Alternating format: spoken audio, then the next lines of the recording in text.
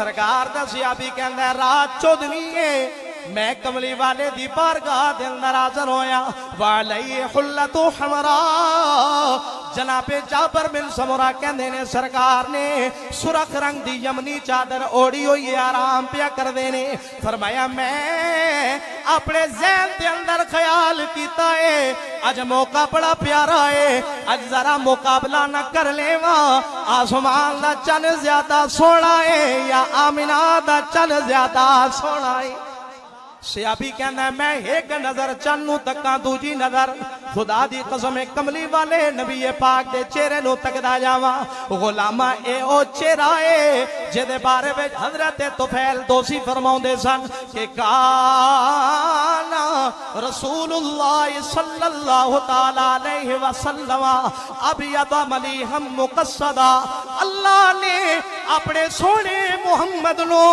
ساری کائنات نالو سونا چہرہ عطا فرمائے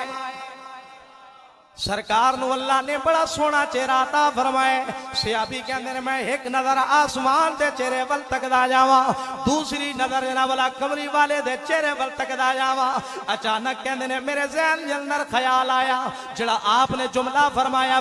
فواللہ هو عندي احسن من القمر فرمایا لوگو رب کعبہ دی قسم میرے نزدیک اللہ دا نبی آسمان دے چن نالوں بھی زیادہ سونا ہے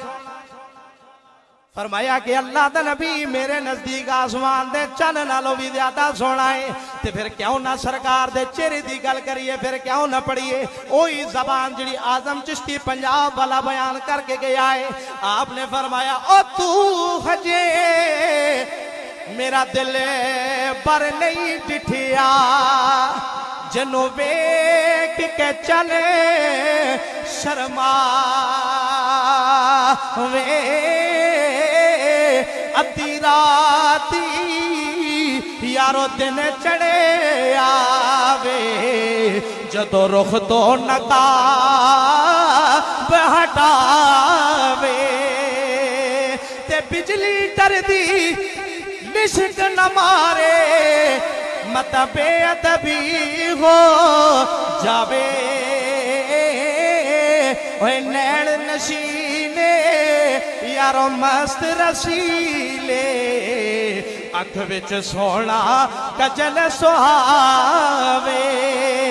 تے علم خدا نے انا دتا جڑا عقلاں وچ نہ